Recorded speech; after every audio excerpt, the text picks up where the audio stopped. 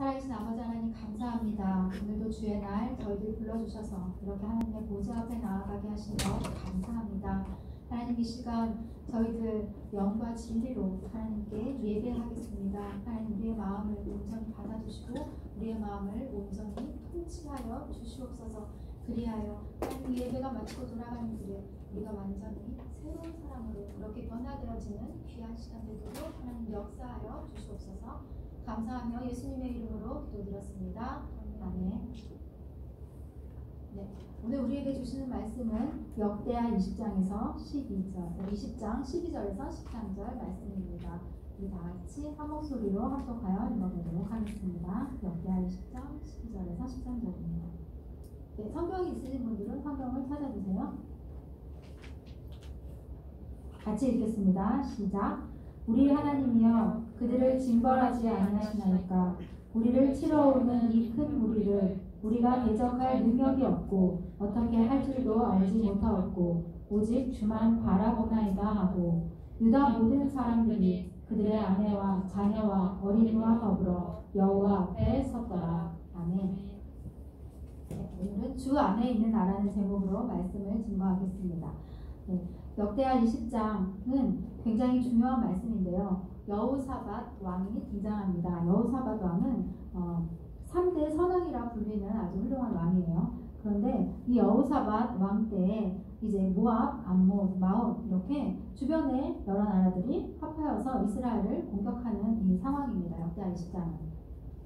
수타라는 조공 전쟁이 아니라 이때는 완전히 정복하는 그런 정복 전쟁인 거예요. 그런데 이스라엘은 서쪽은 지중해예요. 그러니까 지중해로 막혀있고 동쪽은 이 나라들이 연합하여서 침략하여 오니까 이제 도움을 요청할 곳이 아무것도 없는 그런 이스라엘 최대의 위기 상황 가운데 있는 거예요. 오늘 역대하 20장이 이 위기 가운데에서 그런데 하나님은 진짜 어떤 사람인지가 우리에게 드러나게 되어 있죠. 하나님 앞에 어떤 사람인지가 위기 가운데 드러나게 되어 있죠. 그래서 오늘 본문 말씀을 통해서 우리가 위기 때 하나님 안에 있는 사람의 세 가지 스텝에 대해서 우리 함께 은혜를 나눠보도록 하겠습니다. 네, 첫 번째 스텝은요.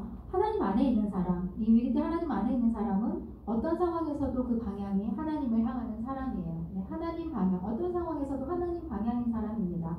그 말씀을 오늘 본문 말씀을 통해서 한번 보겠습니다. 20장 3절을 한번 보면요. 20장 3절을 보면 여호사밧이 두려워하여 여호와께로 낯을 향하여 간구하고 온 유다 백성에게 금식하라 공포했다. 이렇게 나와 있습니다.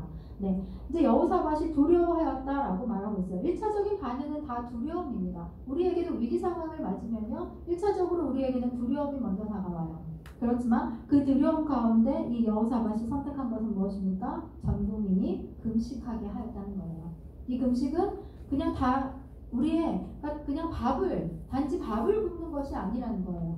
금식하고 하나님을 바라본다는 것은 우리의 모든 일상을 멈추고 그리고 우리의 모든 인생의 계획을 멈추는 거예요. 나의 모든 계획을 멈추고 하나님을 바라본다라는 것입니다. 하나님을 향하였다라는 것이 이 여호사밧이 했던 첫 번째 일이에요. 그 다음에 4절을 보면 유다 사람이 여호와께 도우심을 구하려 하여 유다 모든 성읍에서 모여와서 여호와께 간구했다. 이렇게 나왔어요. 여호사밧 왕 한 사람뿐만이 아니라 이 왕을 비롯하여서 모든 백성이 함께 나와서 여호와의 도움을 구하고 있고 네. 그리고 나서 6절을 보면요. 이르되 우리 조상들의 하나님 여호와의 주는 하늘에서 하나님이 아니시니까 이방 사람들의 모든 나라를 다스리지 아니하시나이까 주의 손에 권세와 능력이 있사오니 능히 주와 맞설 사람이 없나이다. 이렇게 말하고 있어요. 하나님의 도우심을 구하면서 이제 기도하기 시작하죠. 금식하며 기도하는데 어떻게 기도합니까? 오늘 6절을 보니까 지금의 상황을 먼저 아뢰고 있지 않아요. 하나님 저희 지금 죽게 생겼어요. 지금 나라들이 연합하여서 저희를 치러 와요. 이렇게 상황을 먼저 아뢰는 것이 아니에요. 하나님 앞에 어떻게 하고 있어요? 하나님을 찬양하기 시작하죠. 하나님 찬양합니다. 어떻게 찬양해요? 하나님께서 권세와 능력이 있습니다. 주와 맞설 사람은 아무도 없습니다. 이렇게 먼저 하나님을 찬양하는 기도로 먼저 시작하고 있다는 거예요. 하나님을 여전히 신뢰하고 있는 것입니다. 그리고 이제 7절 한번 볼게요. 그 다음 어떻게 하고 있는지 우리 하나님이시여 전에 이 땅 주민을 주의 백성 이스라엘 앞에서 쫓아내시고 그 땅을 주께서 사랑하시는 아브라함의 자손에게 영원히 주지 아니하셨나이까 뭐라고 말하고 있습니까? 전에 이렇게 얘기하고 있죠. 전에. 기도는 그래서 현재만이 아니라 역사적인 것이에요. 기도는 하나님이 지금까지 우리를 어떻게 도와주셨는지 그것을 아는 겁니다. 하나님이 전에 하신 그 역사를 기억하고 아는 것이에요. 그것이 바로 우리의 간증이고 우리의 신앙의 역사죠. 그 신앙의 역사는 그래서 중요합니다. 그 신앙의 역사를 통해서 이전에 도우셨던 그 하나님, 앞으로도 그리고 지금도 도우실 것을 여전히 나는 기대합니다 라고 고백하고 있는 것이에요. 그 다음 보시다. 9절 한번 볼게요. 만일 재앙이나 난리나 견책이나 전염병이나 기근이 우리에게 임하면 주의 이름이 이 성전에 있으니 우리가 이 성전 앞과 주 앞에 서서 이 환난 가운데서 주께 부르짖은즉 들으시고 구원하시리라 하였나이다.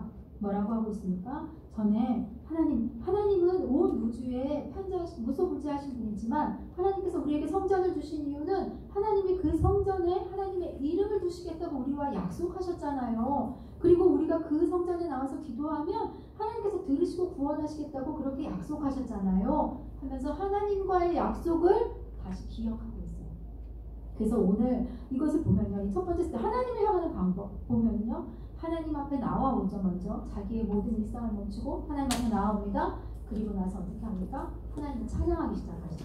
그리고 그동안에 행하신 하나님의 그 역사를 기억하기 시작하죠. 그 역사를 기억하며 하나님 여전히 제가 오늘도 하나님을 기대합니다. 신뢰합니다. 하고 나아가죠. 그리고 약속을 붙들고 있죠. 우리의 기도의 스텝도 이렇습니다. 하나님 찬양하며 우리의 역사를 기억하며 하나님의 약속을 붙들고 그렇게 하나님만 바라보는 거예요.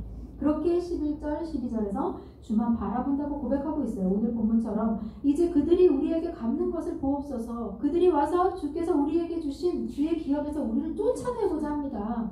우리 하나님이여 그들을 징벌하지 아니하시나이까. 우리를 치러오는 이 큰 무리를 우리가 대적할 능력이 없고 어떻게 할 줄도 알지 못하고 오직 주만 바라보나이다 하고 오늘 본문 말씀이죠.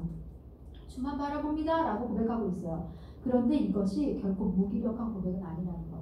이 여호사밧 왕은 오늘 역대하 20장이지만 17장에서 보면은요 군대가 없지 않았어요. 100만이 넘는 군대를 가지고 있는 강성한 나라였어요. 그런데 이 주만 바라봅니다 라는 이 말은 무기력한 저 진짜 아무것도 없어 이게 아니라 제가 이룬 그것들을 의지하지 않겠습니다. 하나님의 주권을 인정하는 강력한 고백이에요. 하나님의 주권을 인정하는 겁니다. 하나님께 속한 사람은 그래서 어떠한 경우에도 하나님을 향한다라는 것이 첫 번째 스텝입니다. 우리가 하나님을 향할 수 있는 방법은 뭐가 있을까요? 우리가 여전히 하나님을 향할 수 있는 방법은 뭐가 있을까요? 어떤 위기가 오더라도 여전히 하나님 앞에 나와 예배하는 거겠죠. 어떤 위기가 오더라도 어떤 마음의 힘듦이 있더라도 여전히 하나님 앞에 나아가 하던 대로 늘 큐티하는 거겠죠. 여전히 늘 하던 대로 기도의 시간을 지키는 거겠죠. 우리가 하던 그 모든 하나님 앞에 하던 그것들을 여전히 하는 것. 그게 바로 여전히 하나님 앞에 나와서 하나님의 얼굴을 구하는 것입니다. 그러니 우리가 이렇게 여전히 그 힘든 위기가 상황 가운데에서도 여전히 한결같이 할 수 있으려면 어떻게 해야 돼요? 위기가 아닐 때 우리가 거룩한 습관이 우리 안에 잘 되어 있어야겠죠. 그래야 정말 어려울 때도 그 습관대로 행할 수 있겠죠. 그러니까 우리가 이 첫 번째 스텝 위기 가운데 하나님을 향한다는 게 어떤 것인지 꼭 잘 기억하시기 바랍니다. 두 번째 스텝을 한번 볼게요. 두 번째 스텝은 주의 종을 통하여서 하나님이 말씀하신다는 거예요. 하나님은 반드시 선지자를 세워서 선지자를 통하여서 말씀하십니다. 그 하나님의 방법을 신뢰하는 것이 우리가 두 번째 스텝입니다. 오늘 15절을 한번 볼게요. 야하시엘이 이르되 온 유다와 예루살렘 주민과 여호사밧 왕이여 들을지어다.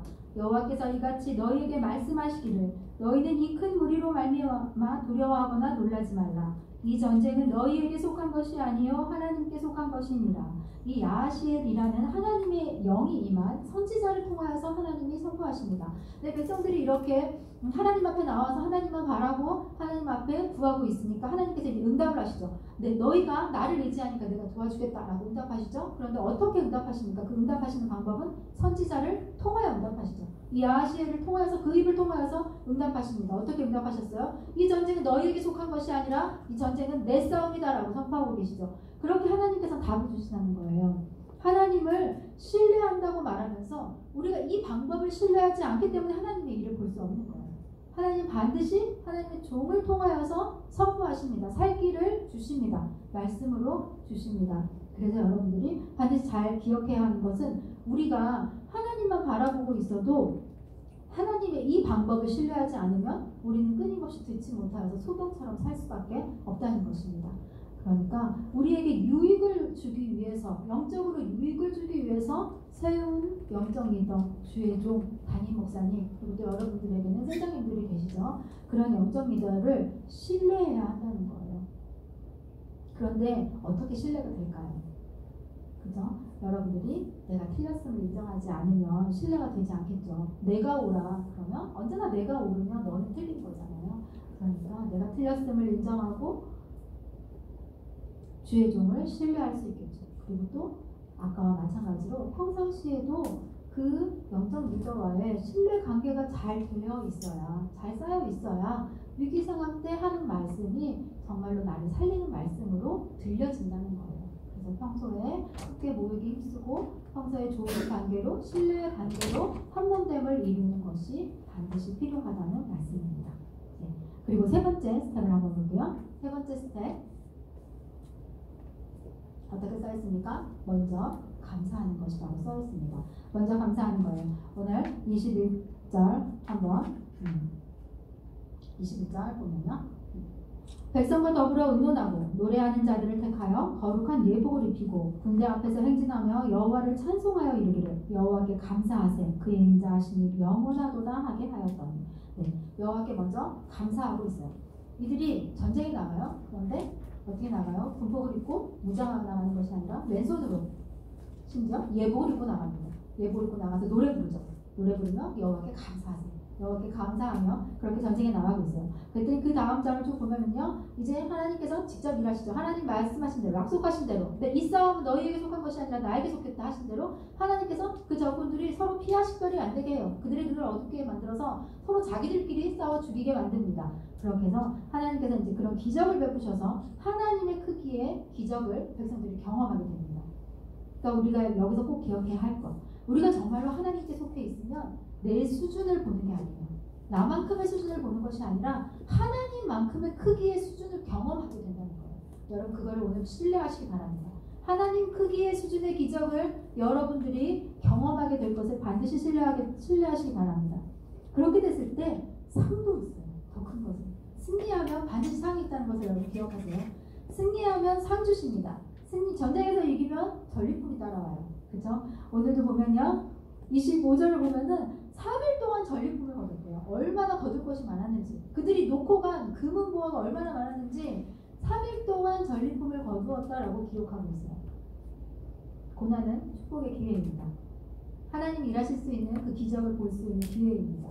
여러분이 상을 받을 수 있는 기회입니다. 여호와가 주시는 즐거움이 넘쳤고 그리고 사방에 평강을 주셨다. 여호와의 큰 상이 임해서 이스라엘의 사방에 평강과 즐거움이 임했다라고 말씀하고 계세요. 네. 그래서 우리 오늘 말씀을 정리해 보겠습니다. 오늘 말씀은 우리가 어떤 상황을 맞더라도 우리에게는 늘 모든 상황들이 있다고 했어요. 봄, 여름, 가을, 겨울처럼 더위도 있고 추위도 있고 모든 상황들이 우리에게 찾아온다고 했어요.